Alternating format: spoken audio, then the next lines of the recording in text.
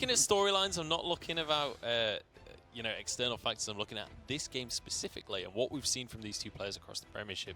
I just think Jambre has looked like a more consistent player, and I think the results quite clearly. If I was a statistics man, and I know that we have a statistic man over here, almost, I would probably say Jambre is likely favoured. But I just have this burning desire to see Green Sheep somehow come back, sort of come back from where he was previously and maybe make a real mark on the UK scene. So I'm kind of voting with my heart as opposed to my head this time round. But I think Osha could, if he's due a comeback, maybe it's now.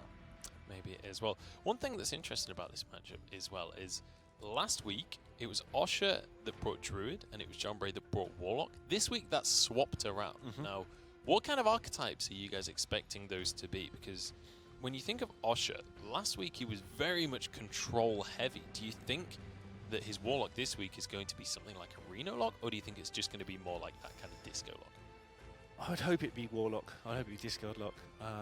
And I think Reno's badly placed, but maybe it's okay against Paladin. I actually haven't played Reno lock against Paladin for a very long time, so he'll have tested against Paladin, I suspect. That's what you have to do. I think it's actually probably going to be traditional Zoo. I know Helen Leroy has been raving about traditional Zoo recently, sort of the standard sort of variant that we used to see quite a while ago. And if you're targeting Druid and you don't bring Druid, you're going to bring something that you think is going to be good against it. That's why I'm leaning away from Reno lock more towards traditional Zoo, disco lock type variants. Jambre does open up with this Paladin deck. That we know oh so well at this point. That we know and some people love. It's a good start for him, though. I've got to say, like, this is a deck that's seriously growing on me. We've seen it a lot over the course of the Premiership, and I wasn't convinced by it at the very start of the Premiership. I wasn't really sure about whether or not he would be able to get wins with it, because quite frankly, it's not exactly a meta deck, but it's something that he plays so often, and it's one of these things where we get almost the privilege of being able to watch someone who has truly mastered a deck. Like, the guy plays this deck so much. Yeah, you don't see that very often. You see it with Jackie Chan and his Druid build as well at times, but name that always comes out when you mention Jambre. Jackie Chan is kind of the mirror of him, or the whatever. His nemesis. The Joker variant. the other variant, right, of guy who plays deck that nobody else plays and does really well with it. So there's a couple of options for Jambre here. I think given his hand, you'd be leaning towards coiling out the Silent Knight, knowing you get immediate value out of the Rallying Blade next turn. Or you could just think about hero powering. Just looking at the options that he has right now, I think the Silent Knight seems fine, though. Yeah, I'd say that's a solid play. Just wow. Going to go with the Rallying Blade. So preempting his opponent's turn, basically saying, look, whatever you play, I am going to have an answer for it. I'm not going to allow you to build up a board. That's interesting, because the fact that Osha held on to the War Axe may suggest that there was a follow-up of a Ravaging Ghoul next turn, so that he can use the Axe and then use the Ravaging Ghoul straight away. And like you said, Mudge, Jambre might be preparing for that. He's kind of played knowing what his opponent is holding here, and that's really interesting. That's actually probably the better player in the long run, just knowing that Ravaging Ghoul is a thing that could really run that egg into the ground this turn. Yeah, it's going to be interesting. These two weapons just looking at each other, and both players thinking, well, I don't want to lose my guys to those weapons, really. Osha has got a very, very removal-heavy hand. Basically, every card in his hand is removal, including the Fairy Dragon in some ways. That primes removal. So Osha's going to be able to kill any threat that comes up for the foreseeable future. Do you think he trades here? I mean, the options are obviously you could just play Fairy Dragon and allow it to die, or you could just armor up. But do you think getting rid of this egg is the best idea, even though you know your Ravaging Ghoul goes down afterwards? I think he's got to work out what he wants to do with his Cork on Elite. So he wants to work out, if I can get the tempo now by doing this trade, next turn the Cork on Elite will probably run into something. Does he think if Silent Knight was in Jambre's hand, Jambre would have played it? Probably. So he's probably not putting it on Silent Knight, so he's probably going to try and keep the board clear. So Jambre obviously smiling there. He knew that this was a potential play that could have thrown a spanner in the works. And I was playing down the greedy line of the Silent Knight, the Divine Shield, which wouldn't have got value now, knowing that the Ravaging Ghoul was there. Yeah, I think that right there, that look we saw on Jambre's face while he was briefly on camera there, it's a feeling. It's a feeling that most Hearthstone players know. It's that feeling of like you've predicted a play and it goes exactly how you thought about it in your head, and you're just like, I am the best Hearthstone player ever to grace. And for those 20 seconds of genius, you put on your webcam and show the world, and then you switch it off again. So just to mark the difference here between what we saw, is the way that Jambre played this specific hand. Is the only advantage that you have over the other way is you just keep that Divine Shield. Right. Which, given the fact that you've got Blessing of Kings, you've got Argent Squire, you could potentially get free trades from this point onwards with those buffs that you have, if absolutely necessary, trading upwards. So the way he's played it is retaining that Divine Shield, allowing him to trade more effectively into a Dragon Warrior, which is sometimes quite effective to keep control of the board. And that's just shows you kind of how Jambre was thinking. The best Hearthstone players will do that. They will be thinking about what their opponent is going to do as well as what they want to do, and Jambre managed to achieve that very well. Yeah, and now that Corcoran Elite's stuck in Osha's hand as well. This would have been a turn advance, the shield would have been gone, there'd be a 2-2 hitting in the face. Now that Corcoran Elite would take that down for nothing and still be alive, and because of his decision on turn 2, he's in a much better spot. I'm not sure he's in a great spot even now, but he's definitely in a much better spot. I think this, I don't think it's the worst spot ever. I mean, he's still got that Keeper of Ultimate in his hand. That seems like a pretty decent turn. But also, Blessing of Kings, you just saw him hover it there. I mean, a 6-6 with Divine Shield is never going to be something that you're too unsure about playing. Sure. Yeah, he's looking pretty good in those ways. I feel that Osha's like one top deck away from getting in control, especially with that Warlock power, though. So my kind of thought process here for what Jambre's options are, he's got obviously the Keeper of Alderaan. Now this is the conservative play. This puts a couple of threats on the board. You don't blow everything onto a singular Divine Shield, Blessing of Kings here, and it means that you aren't punished as heavily by things like the Blackwing Corruptor next turn and the Corcoran Elite, which now actually might get some value for Osha because he can trade that in if he wants to and clear the board, and you've got a 1-3 on board, or you can even just play the Blackwing Corruptor. Now you picked up a dragon, so this for me was the more all-in play. Yeah. And it will get punished by something like this. Yeah, this is a great turn for Osha to take some face damage because the 5-4 survives against the weapon, and also the longer you play on curve, the better your Warlock power becomes later on because you free up that mana later on. So next turn, for instance, could be Corcoran Elite Hero power. He might be able to play 2 mana off curve for the rest of the game, depending what he draws, which would draw him a lot of cards. I like the decision last turn as well, knowing that he had 1-drops available to keep his weapon active. He could have used his weapon to take out the Fairy Dragon, but keeps that up so that he can use this Keeper of Ulderman effectively this turn. Now, Lorinda, let's look at options for Osha, because he has 2 very obvious plays. One is just drop this Dragon Crusher, the other is tap and Corcoran Elite for the trade, which will probably be where he'll be running with that. For you, what is the best thing that he could do in this situation? Do you just want to be contesting board against this Paladin? I mean, he needs to assess who's actually like the beat down here. If he just bumps into that Divine Shield and plays a 6-6, he might actually consider he can win the race from this point on. Right at the start, you're not the beatdown against his deck. You've got to defend. But, a 6-6, if the Mysterious Challenger wasn't there, would have put a lot in. But it is there. And now he's actually going to have some issues playing around these secrets. And I've got to say, I think this is the best Mysterious Challenger Jambre's had in the Premiership with this deck. So often he's drawing these secrets early on in the game. And I believe the deck runs, 5 total secrets? Right. I think there's 2 duplicates and then there's 1... not duplicate as in the card, as in those are old secrets. I think he runs 2 nobles. I actually think he runs 4 secrets: 2 noble sacrifices, 1 competitive spirit, and 1 redemption. Okay, I was thinking it was 2 competitive spirit, but it might well be I think it's just 2 competitive. I actually might even think it might just be the 1 set of 3. I can't quite remember the Jambre's exact list. The only thing I'd be harboring on a duplicate of is maybe the noble sacrifice. Yeah. So anyway, we should really look at the turn that Osha's going through. He really only has this option, I would say, to proc that noble sacrifice with his Corcoran, because that then obviously no avenge at the moment means you'll get a trade with your 6-6. But okay, this is an interesting line of play for me. This making use of the execute maybe. Yeah, it's just keeping everything on a higher health, I guess, rather than putting it as 1. So these trades are going to work out nicely for him. But yeah, not necessarily what I was expecting. So now do you execute with the 4-3-2? You get use out of that 2 mana that you have left over, and you have a 6-4 on board. Yeah, and the numbers work out nicely. That's why he's done it this way. The 4 health now, meaning that 2 of these things will have to trade in without the competitive spirit, obviously. So gets rid of the big guy at least. Yeah. But there is a Defender of Argus, Abusive Sergeant in the hand of Jambre. I mean, there is a Defender of Argus as well. The Argent Commander as well, which is actually really important. There's plenty of trading tools available now, and the Defender of Argus will come in after the trade to buff up these 2 extra minions. So really nice turn from Jambre, and he is building up 1 hefty board. And then when you look at the hand of Osha, he's not in the greatest of situations. I mean, you've got Grom, you've got Rag, both of these very powerful individual minions, but neither of them overly great in this situation because No. you just don't have the ability to deal with so many minions. And actually, Dragon Warrior in general is not very good at dealing with this kind of situation. They don't run things like Brawl. They don't run big AoE clears either in a lot of respects. The most AoE they have is usually Ravaging Ghoul, right? Yep. So you're in this situation now. You've got a big, hefty board or fairly hard-hitting minions. You don't run Revenge, likely. You don't run any kind of Brawl. So dealing with a board that's stacking against you as Dragon Warrior is hard. You were always, I think, as Dragon Warrior, wanting to maintain that threat on board, making your opponent answer it. You answering threats can be very difficult. I mean, it started off as a tempo warrior deck, really. And it added the dragons to get quicker, and then over time, what people have done is made it heavier and heavier. And sometimes you get this happen. Sometimes you get an 8, an 8, and a 7 in your hand, and it's too heavy at times, which is why you don't see it much on ladder anymore. Obviously, in a tournament environment, it can do a job. But, you know, when you get these heavy hands with it, you are in real trouble. And basically, you know, barring some miracle, he has lost his first game. I think he's lost his first game anyway, right? With the Argent Horse Rider, is that enough? I think that is.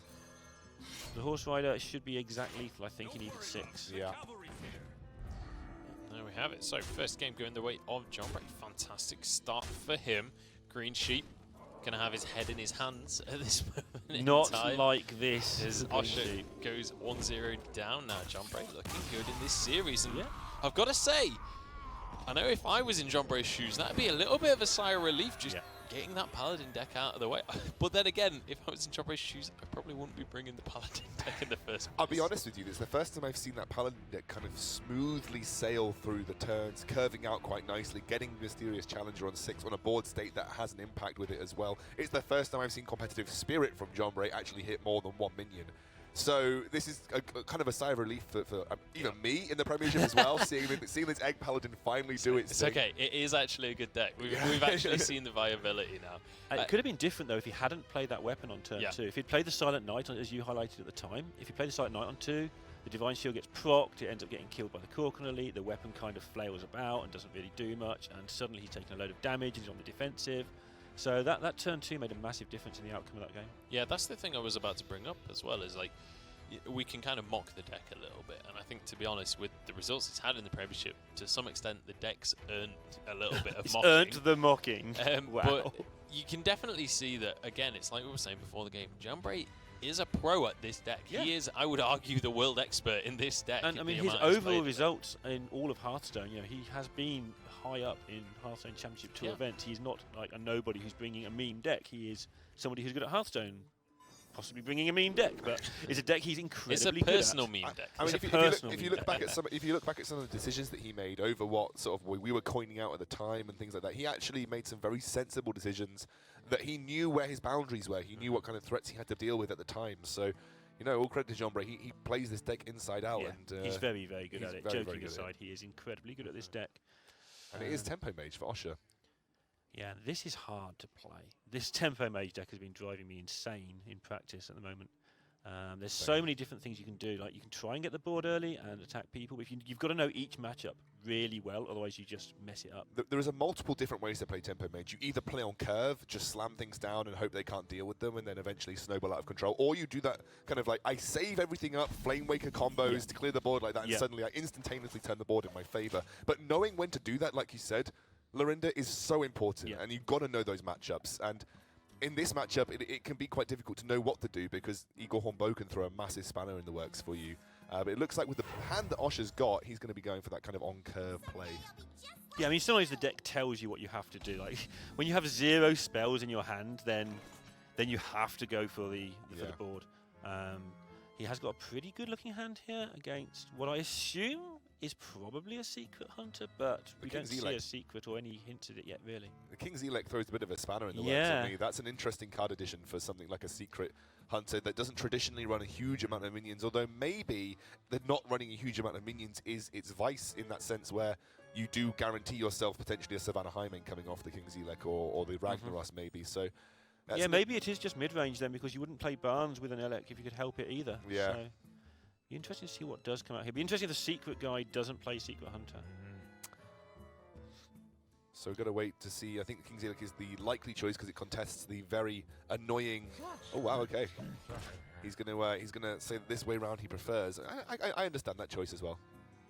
Just knowing that eventually you're gonna either force Osha to deal with it or you threaten something later down the line as well.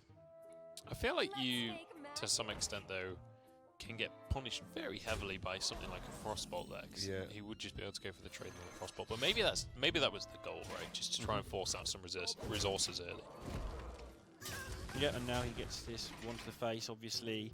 Not proccing the Grandmother, presumably playing around the multiple things like arcane missiles and flame wakers, which means if the Grandmother gets hit, she comes back to life. It's a little bit of protection in that regard as well. So now, do you force him to use his second bow charge here? I think I would be, don't want to proc that big bad wolf myself, and by attacking face, Osha then has the option of forcing him to use the bow charge before it can get value out of something like any secrets coming down, which I guess is kind of where he's going with this pattern of play. Yeah, definitely, almost certainly a mid-range deck now, by the way. We're just seeing nothing in the way of the other stuff. I like the way... It's interesting that Jambre is going this way. He's playing around stuff that it's so hard to see, because when we've got caster vision, we can see there's none of that stuff in Osha's hand. Yeah. And Osha's actually relying on his deck to do something this turn by playing on curve like he has. He had to do it, I think, but this is the turn where he needs to draw something. He should. And he is playing the Torch variant, which is the more recent variant, which is a lot more aggressive than the others. And this is the deck as well that Jambre brought last week. He brought a mid-range hunter, and I remember looking through the decks earlier today, and I'd written mid-range hunter, and then I went back to recheck Jambre's deck, so I was like, oh no, it must have been secret. I've got mid-hunter written here as well. Mid-range hunter, so brought it last week as well, and so far, his lineup has been the same as last week, but obviously we know he has that druid this time around. I'm very curious about what that is later on, but we'll get to that when we get there. And so far, Jambre, plenty of death rattles on the board, but he's going to have to figure out a way to wrestle control back now. It's interesting because Osha, with that last turn, has basically he hasn't completely given up on getting this board, but he could have traded into the Toad, for instance, and he's almost all in now on the plan of kill my opponent before he kills me in the race. It's a risky plan to run against Hunter there. He's going to lose the board against Hunter, which is always exciting. Interesting to trade this way around, wanting the slime to hit the face. So I think that's basically Jambre saying, I see that your plan is to try and race me here, so I will damn well race you, and wants to get that 3 damage minion on board as well as fast as possible. Yeah, the other play looked the more natural. Put the 1/1 in, hope to kill it, keep your grandmother alive. But now he's decided, you know what? I need this 6 attack on the board right now, because my opponent is just going to ruin me if I'm not careful. That's super interesting that he chose instead to not just slam the Savannah high main on 6 and use tracking. And like you said, maybe it's because he's searching for things that will protect his life total, or searching for things that will have an immediate impact in terms of board damage. You have to be worried, I guess, as Jambre now, that things like double fireball could be existing. There's the Firelands portal coming through as well. So yeah, he's definitely got this unseen clock that he's expecting right now. And he actually went for the thing he could play that turn, kept the deadly shot back for something like the Ragnaros, which could be the end of the game.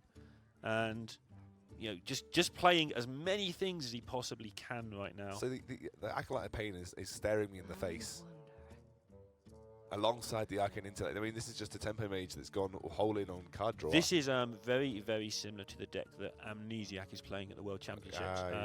And it's really good against, say, Warrior. Yeah. Because you get so much card draw, you just keep the hate coming for the whole game. And some of these decks, probably not this build, but some of them even play like Loot Hoarder as well now. They do, yeah. I've seen variants that play double Loot Hoarder, which I kind of maybe would prefer over Acolyte of Pain personally. But I've seen both. Yeah. I've seen some decks that just go, here's some garbage, and I'm going to draw into my cards. I've played this version, and it doesn't agree with me.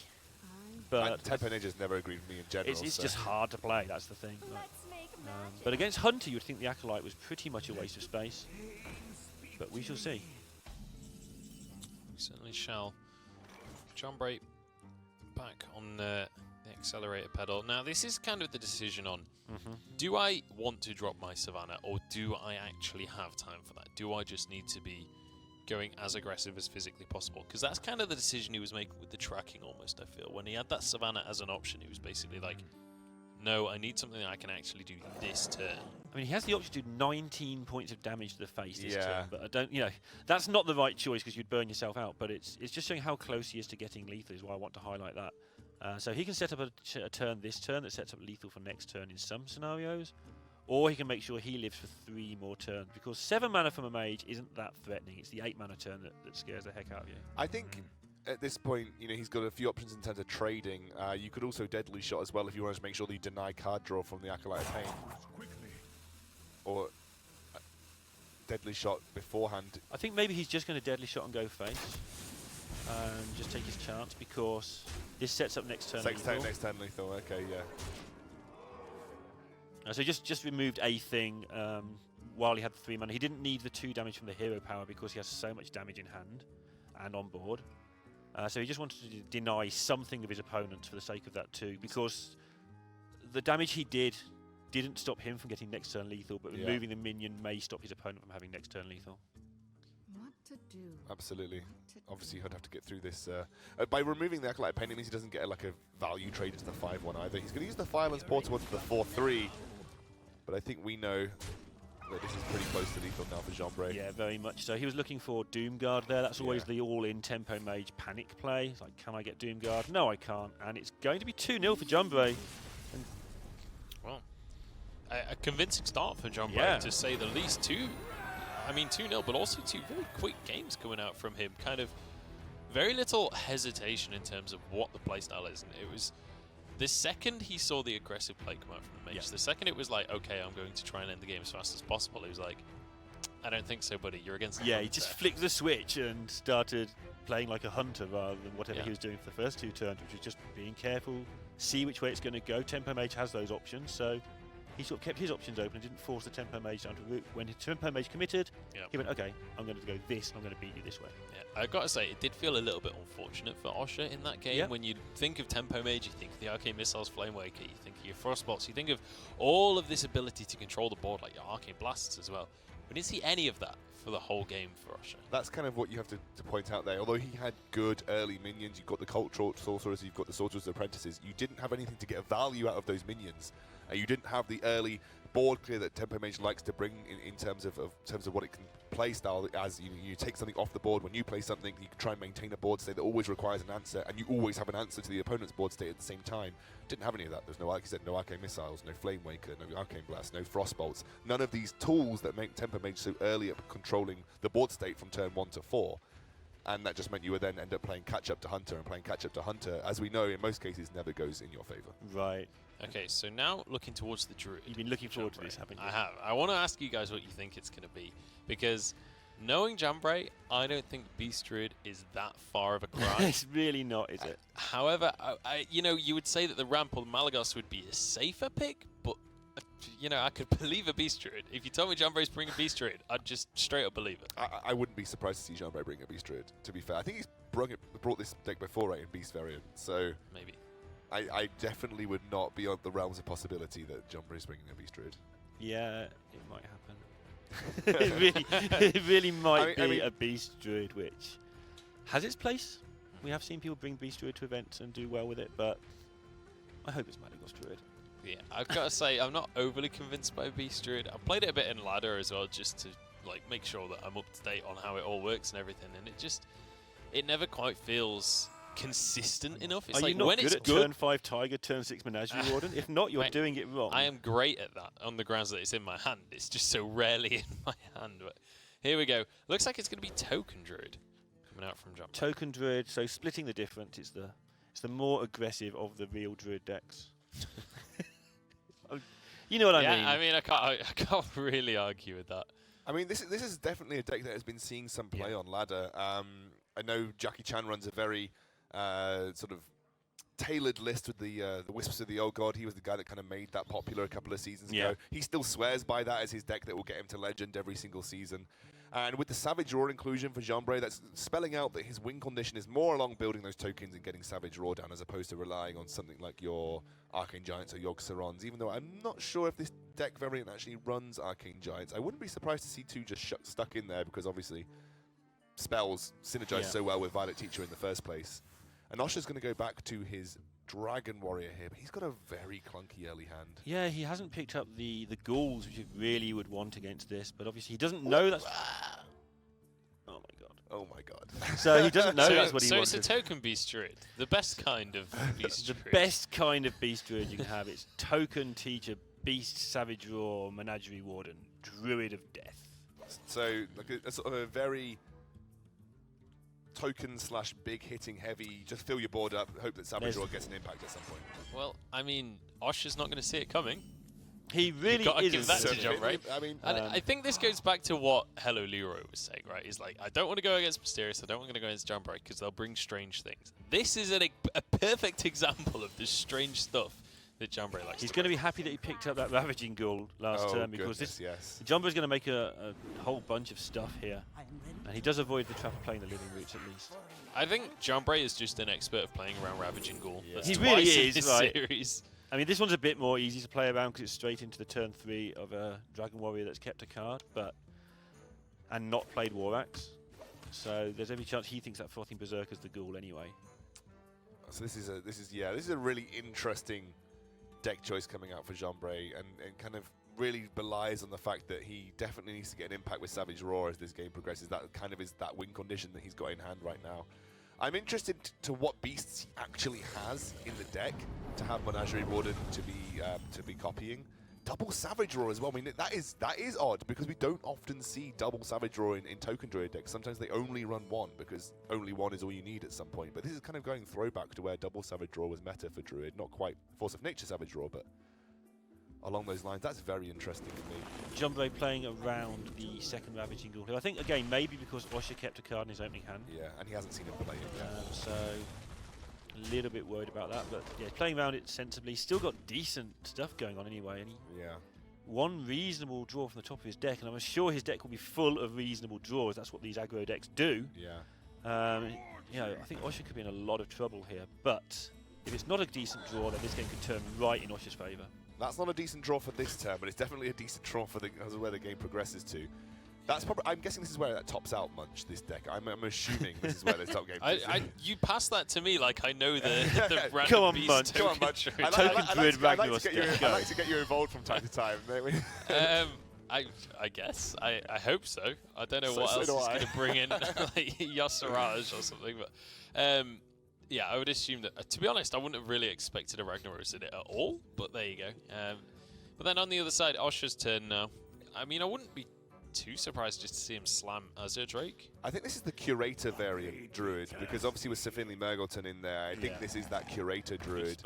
I'm assuming there might even be Azure Drake somewhere down the line here. Maybe. You know, we may even see some Azure Drakes in this deck. That would also make sense, yeah. Going to use one of his Savage Roars as he's got a spare to tidy up this mess. And then he's going to... Again, he's trusting the top of his deck here. So next turn, you know, just needs to get a beast. I mean, you say he's trusting the top of his deck. He ain't got that many options right now with the Menagerie Warden and Ragnaros, as well as that swipe off the top. It's just... This is how I feel every time I play Beast Druid. Yeah. Even though this isn't like a typical Beast Druid, I always feel like I've just got the worst end of the stick. I think you could just play Menagerie Warden blind here, essentially. There isn't that many options for you right now for Jambre. I mean, you've got to assess what you've got. You play a 6/6 like he's played a 6/6 on board and just hope it gets value.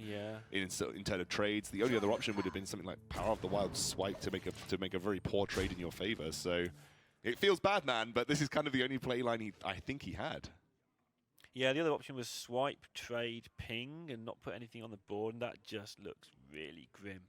And for a deck that relies on board presence and building a board that needs to be contested, you're right. That doesn't feel great. I mean, you could have Savage Roared as well, actually. No, they were all horrible options. This was the only option that made any sense. And this swipe's now actually going to be pretty useful. The way he played the previous turn.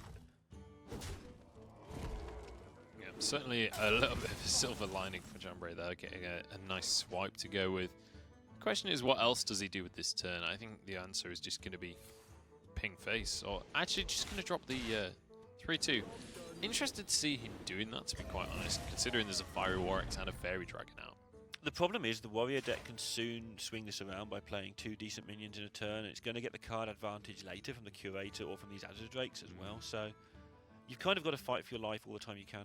So you can see Osha is thinking about his options. This is the option that immediately forces an answer from Jambre, and we could come down to Rag Roulette.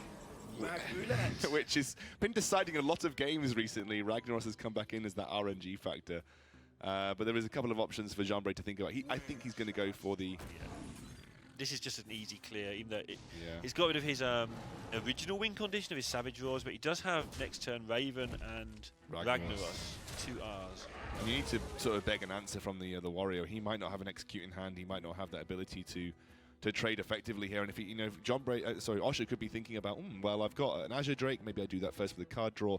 Or you could be thinking, I should be playing Draconid Crusher to provide a viable threat to board. And if Ragnaros hits that Draconid Crusher the next turn, as like you said, Jambre is probably thinking about the Ragnaros and the Raven next turn.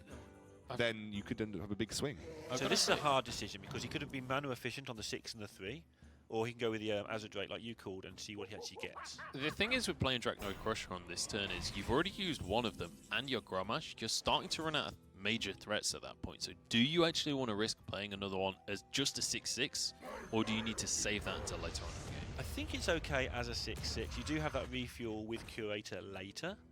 But again, the Azure Drake was promising maybe more things, maybe some answers, because there's more questions coming. You're expecting tigers and stuff like that, I should imagine. I think now Osha's got a really big decision to make because you don't really feel like playing a Draconid Crusher onto a board where you don't have a direct answer to Ragnaros.